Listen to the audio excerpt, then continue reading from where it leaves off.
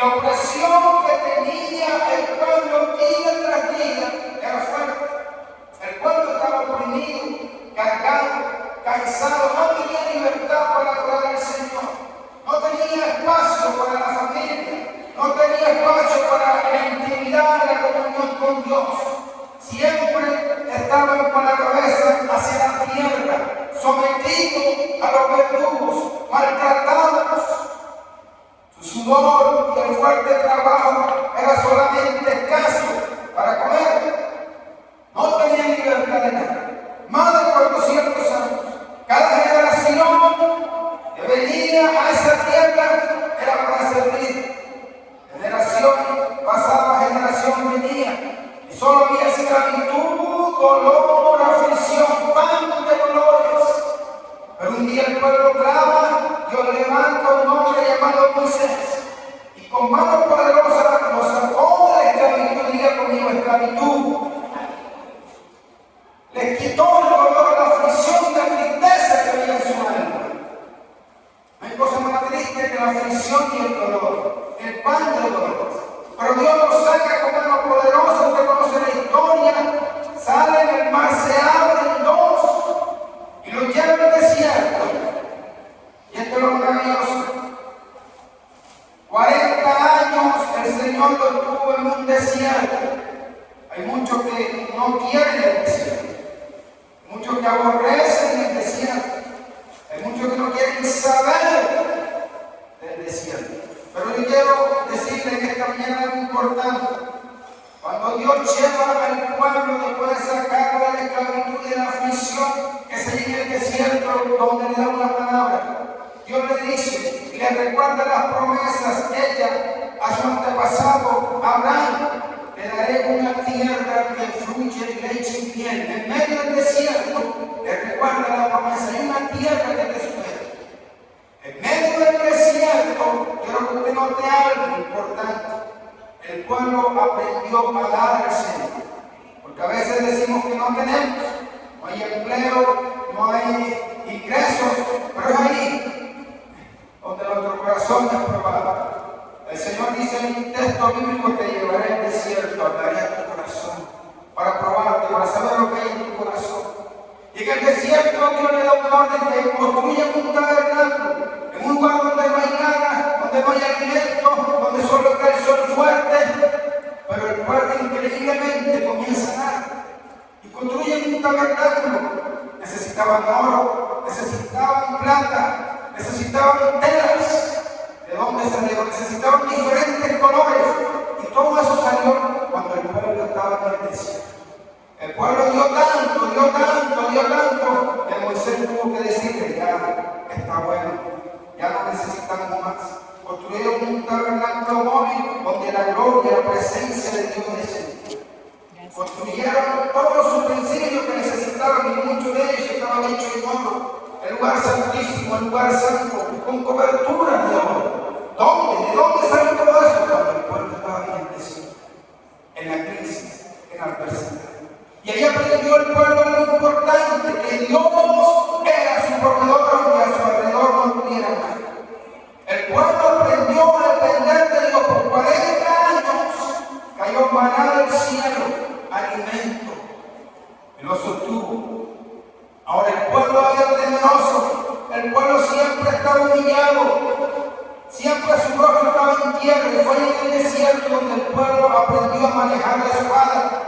El pueblo le tocó pelear con tribus nómadas. Nunca habían batallado, pero ahí aprendieron a defenderse. Ahí aprendieron a usar la espada.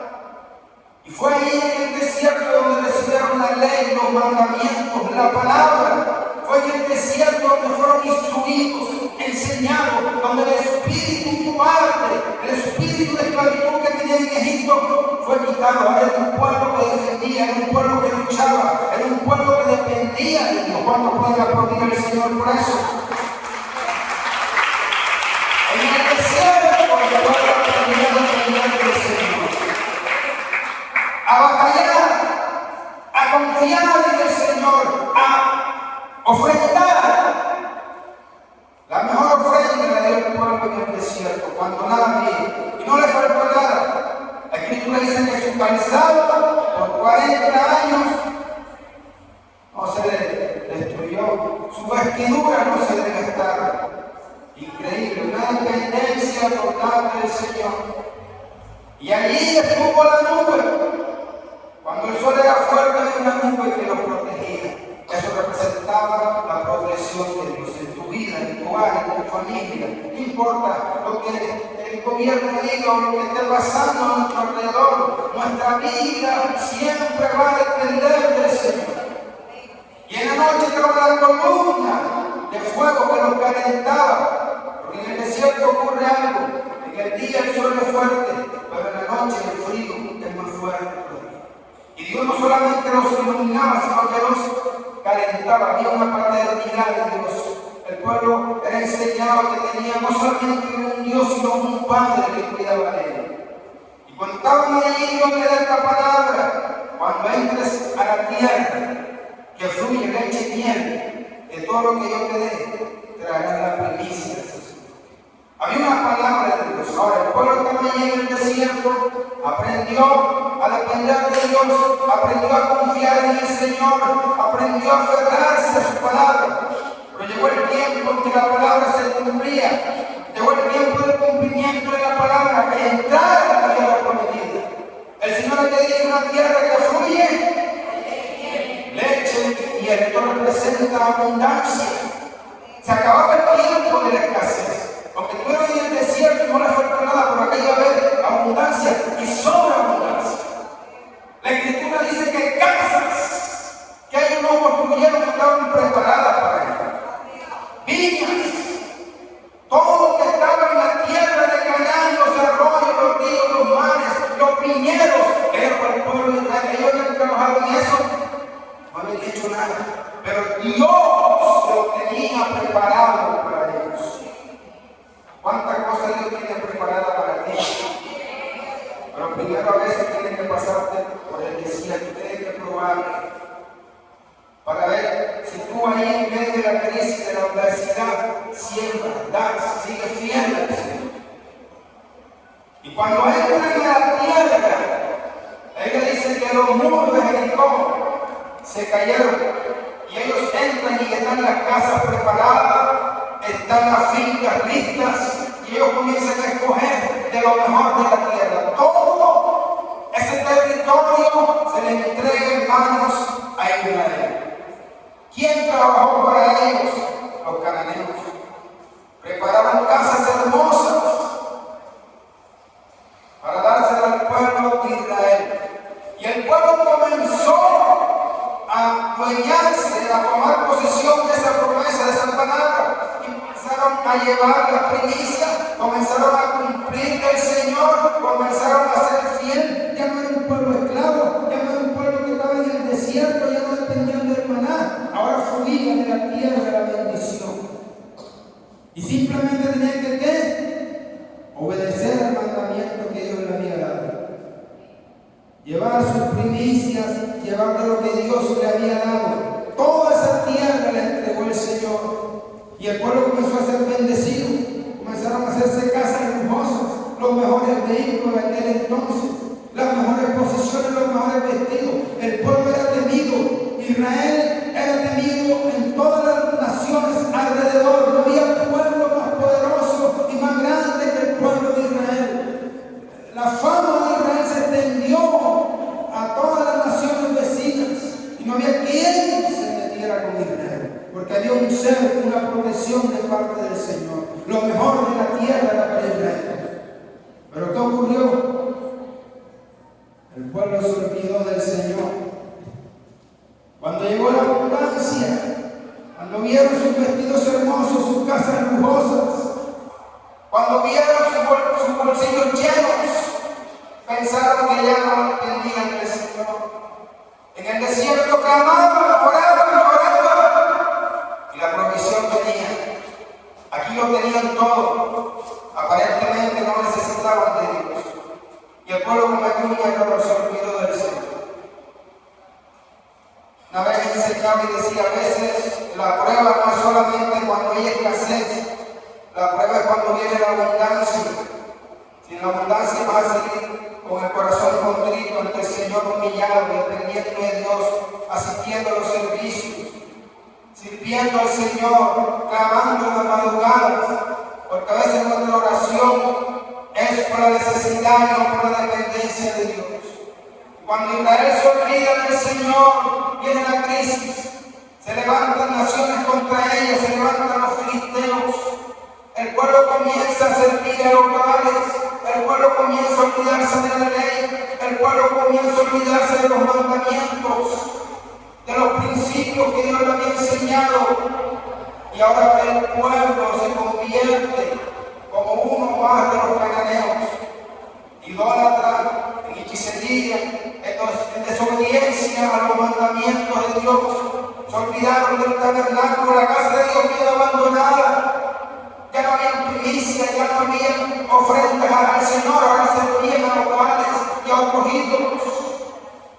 Se olvidaron de la casa de Dios, del Señor que los sacó de Egipto, del Señor que los mantuvo en el desierto, de la provisión divina. Y ahora estaban alejados del Señor.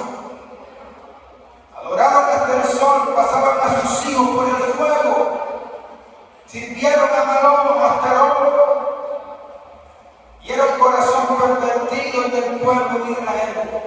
La Escritura dice que se levantó una nación y 10 de las tribus fueron llevadas cautivas, y hasta el día de hoy no se sabe dónde están esas tribus. No regresaron, quedaron 2 tribus. La iglesia de Dios levantó a una nación llamada Babilonia, y por 70 años el pueblo estuvo nuevamente cautivo. Ya no tenían tierra, ya no tenían provisión, ya no tenían seguridad, ya no tenían paz. Nuevamente llegó la esclavitud, simplemente porque se habían olvidado de los mandamientos de Dios. Cuando Dios nos da un mandamiento, no lo da para beneficio de Él, lo da para beneficio de nosotros. Dígalo, para beneficio de nosotros. Y el pueblo se olvidó. Yo quiero que vaya conmigo el libro de Jeremías.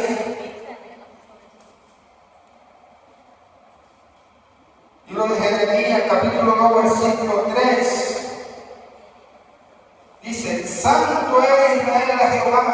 Mire, santo es Israel a Jehová. Jeremías, capítulo 2, versículo 3. Primicia de sus nuevos frutos. Todo lo que le devoraban eran culpables. Mal venía sobre ellos, dice Dios. Así estaba el pueblo cuando estaba con Dios. Era una primicia para el Señor. Era un especial tesoro para Dios. Pero cuando el pueblo se olvidó de Dios, no fue que Dios se olvidó de ellos, sino que la puerta se abrió y el enemigo entró y destruyó todo lo que Dios le había dado, todo lo que ellos no habían construido, porque esas casas, esas fincas que el Señor les dio, ellos no habían trabajado. Eso fue un sello de Dios. Y ese es el problema de nosotros, que nos olvidamos que todo lo que tenemos viene de parte de Dios. La Biblia dice que Él es el primero, Él es el alfa, Él es la omega, el principio, el fin, el creador del universo, los cielos, la tierra, todo le pertenece al Señor. Nosotros solamente tenemos que ser agradecidos con Él, por la vida, por lo que nos da, por el alimento, por el vestido. Usted tiene algo que no tiene precio, y es la salud. Su sueño puede dormir tranquilo. ¿Qué nos pide el Señor? Agradecimiento. Ser agradecido con Dios, sin necesidad de que Él nos pida. Cuando usted es agradecido, usted da al Señor, sale de su corazón. No da solamente lo que responde, sino aún más. Es agradecimiento. Yo estoy agradecido con mi esposa, cada vez que Dios me bendice. En cualquier día, en cualquier momento la llevo. ¿Qué te gusta un vestido? Porque estoy agradecido con ella. Estoy agradecido con mi padre, con mi padre. Eso se llama agradecimiento. Y hoy que estoy cumpliendo, no, simplemente es un detalle. Estoy agradecido con Dios. Nosotros tenemos la vida, tenemos salud, tenemos empleo, tenemos la gracia, la misericordia, tenemos su Espíritu. Jesús nos dio todo en la cruz, murió su vida por nosotros. ¿Qué puede hacer Dios por eso? Y el pueblo se olvidó del Señor. Y estuvieron ahí 70 años y clamaron a Dios. Y cuando se cumplió la palabra, el Señor en su misericordia los sacó nuevamente. establecido. Se había profetizado de unos 100 años atrás. Un hombre que no conocía al Señor. Para muchos es un impío, pero Dios lo llama y liberta al pueblo, da una orden. Y salen con Nehemías, y salen con Esdras, y salen varios grupos y comienzan a reconstruir lo que fue destruido, a reconstruir nuevamente el templo, la casa de Dios. ¿Cuánto creen que esta es la casa del Señor? ¿Cuánto creen que la casa de Dios merece lo mejor? Porque aquí en la vida me de lo fuerte para el Señor. El salmista dijo: mi afecto está en la casa del Señor. Antes de que Salomón tomara posesión del reino, ya le había violado todo para que él construyera el templo. Yo quiero que usted vaya conmigo al libro de Nehemías, capítulo 10, versículo 35.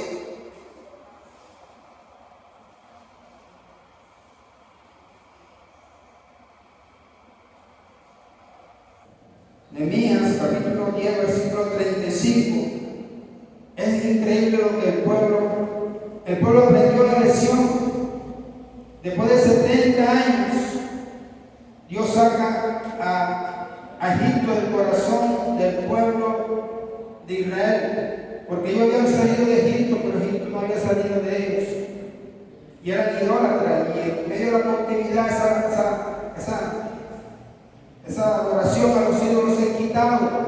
Y es interesante, cuando ellos salen de la cautividad, lo primero que hace Nehemías y el pueblo es esto. 10:35 dice, vamos a leerlo desde el 32, dice: nos pusimos además por ley el cargo de contribuir cada año con la tercera parte de un siglo para la obra de la casa de nuestro Dios, para el pan de la proposición y para la ofrenda continua, para el holocausto continuo, los días de reposo, las lunas nuevas, las festividades, y para las cosas santificadas y los sacrificios de expiación por el pecado de Israel, y para todo el servicio de la casa de nuestro Dios. Echamos también suerte los sacerdotes, levitas y el pueblo acerca de la ofrenda de la leña, para traer a la casa de nuestro Dios según las casas de nuestros padres, en los tiempos determinados cada año, para quemar sobre el altar de Jehová nuestro Dios, como está escrito, ¿dónde? En la ley. Que cada año traeríamos a la casa de Jehová fruto de todo árbol. Asimismo, los primogénitos de nuestros hijos y de nuestros ganados, como está escrito en la ley. Y que traeríamos los primogénitos de nuestras vacas y de nuestras ovejas a la casa de nuestro Dios, a los sacerdotes que ministren en la casa de nuestro Dios. Traeríamos también ¿qué? Las primicias de nuestras masas y nuestras ofrendas, y del fruto de todo árbol, y del vino y del aceite para los sacerdotes, a la cámara de la casa de nuestro Dios, y el diezmo de nuestra tierra para los levitas, y que los levitas recibieran las décimas de nuestras labores en todas las ciudades. Esto lo hace el pueblo después que sale de la cautividad de Babilonia. Es increíble que lo primero que hacen es: vamos a organizar, quebramos la palabra, transgredimos la ley, tenemos que volver nuevamente a la palabra, tenemos que nuevamente volvernos a Dios. Y Nehemías y Esdras comienzan a reconstruir todo en la casa del Señor, y la casa de Dios comienza a ser levantada. Aquella casa que fue destruida, que no quedó piedra sobre piedra, comenzó a ser reconstruida. Y ellos comenzaron a llevar sus diezmos, sus primicias a la casa del Señor. Y Dios comenzó a bendecir al pueblo. Dios comenzó a restaurar a Israel. Dios comenzó nuevamente a hacer de Israel una nación fuerte, una nación vigorosa, una nación bendecida. Cada vez que Israel cumplía la palabra de Dios, no había quien le hiciera frente. Cuando Israel dejaba los estatutos y los mandamientos del Señor, tenía destrucción nacional. Y nosotros somos un reflejo del pueblo. Nosotros somos comparados con el pueblo, porque somos la iglesia.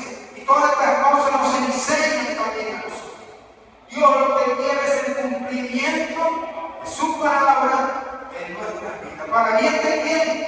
De Dios. No, para bien de nosotros, de nuestra casa, de nuestros hijos, de nuestra descendencia. Hoy se enseña, hay gente que ya no quiere diezmar, no quiere ofrendar, porque hoy no escuchamos la enseñanza del ministro, del pastor. Hoy no somos seguidores de nuestros pastores, sino seguidores de las redes sociales.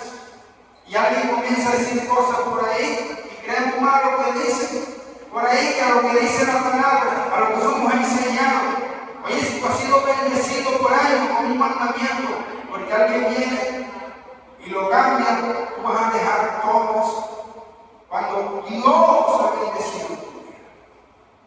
Quiero leer un último texto, 1 Corintios 15:20. Y quiero explicar esto, porque de pronto aquí ha habido mucha confusión, que ya no hay que diezmar, que ya no hay primicia, que esto, que aquello. 1 Corintios 15:20 nos dice, al 23, mas ahora Cristo ha resucitado de los muertos, primicia de los que durmieron es hecho. Porque por cuanto la muerte entró por un hombre, también por un hombre la resurrección de los muertos. Porque así como en Adán todos mueren, también en Cristo todos serán vivificados. Pero cada uno en su debido orden, Cristo, las primicias, luego los que son de Cristo en su venida. Amén. La palabra nos enseña que todo se cumple, es cierto, en Cristo. Pero cuando hablamos de las primicias trascienden no solamente en la parte, ¿cómo diríamos?, económica, en las cosas de los frutos, sino también en la parte espiritual. La Biblia dice que Cristo es primicia de los que resucitaron. Y también nos da una promesa a nosotros de que un día, de la misma forma que Cristo resucitó entre los muertos, nosotros como iglesia, en la segunda venida de Cristo, la Escritura dice, los muertos en Cristo resucitarán primero. Es la promesa de Cristo, en las primicias. Luego venimos, nosotros hemos de resucitar con un cuerpo diferente, lo que haya muerto allá, y lo que estemos vivos, seremos transformados, dice la Escritura, en un abrir y cerrar de ojos. Tendremos un cuerpo como el que Cristo tuvo en la resurrección, un cuerpo que traspasa paredes, un cuerpo que puede ir más allá de las esferas espirituales. Esa es la promesa de la iglesia. Nos habla de las primicias también en esta parte. Como Cristo es las primicias. Denlo fuerte con el Señor. La iglesia no es una religión más. No somos cualquier cosa. Somos los herederos de Dios. Y nuestra vida no acaba aquí en la tierra. Hay una promesa, así como Cristo resucitó, nosotros seremos resucitados. La palabra de primicia trasciende a lo espiritual. Ahora, ¿cuál es el problema? Muchos enseñan que ya no hay que diezmar, que ya. Cuando nosotros vamos al Nuevo Testamento, vamos a encontrar algo interesante. La iglesia primitiva. La iglesia primitiva no solamente diezmaba. Cuando usted estudia la iglesia primitiva, sus eventos, va a encontrar que la iglesia primitiva daba más de tiempo. Según eran bendecidos, además hay un texto que a veces me escapa, pero según eran prosperados, ellos llevaban su ofrenda y su diezmo a Dios. La Escritura dice que vendían sus casas, no es diciendo que vendían su casa, pero la Escritura dice que vendían sus propiedades y la llevaban a la obra del Señor. Esto va más allá del tiempo y de la ofrenda. Ninguno tenía necesidad. La iglesia primitiva lo entendía, lo entendió. Fue más allá de lo que se daba en el Antiguo Testamento. Exacto, los levitas y todos aquellos sacerdotes y aquella gente llevaba frutas, llevaban vacas, porque eso era lo que ellos tenían. No existía como tal de pronto una moneda. En algún tiempo no existió. Pero hoy nosotros estamos en otro tiempo y estamos recibiendo de igual forma la bendición del Señor. Y yo no le traigo a Dios porque me es impuesto, sino porque por Agradecimiento, dígalo conmigo. Agradecimiento. El pueblo de Israel, cuando dejó de ser agradecido, vinieron caer. Se cerró la puerta. Los cielos se volvieron de luz. Pero a medida que el pueblo regresa, Dios nuevamente comienza a bendecir. Entonces los tiempos han cambiado, sí han cambiado los tiempos. Pero la Biblia dice que Jesucristo es el mismo ayer, hoy y por los siglos de los siglos. Ahora, ¿por qué yo traigo primicias al Señor? Yo no traigo primicias para que Dios me bendiga, yo traigo porque ya Dios me bendiga. Ya Dios me proveyó. Cuando Israel estuvo en el desierto, aunque no tenía nada, le recuerdo lo que les dije ahorita, Dios les proveyó en el desierto. Yo noto algo en el pueblo de Israel que fue en el desierto cuando más le dio el Señor.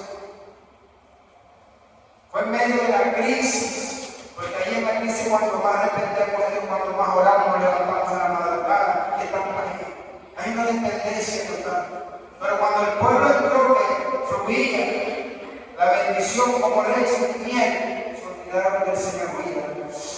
Llegando a 5 millones, ahora tenemos que dar ¿cuánto? 500,000. Lo va a reprender el diablo. Eso es mucho. Así le pasó al pueblo. Tenían las mejores casas, las mejores fincas, tenían lo mejor de la tierra.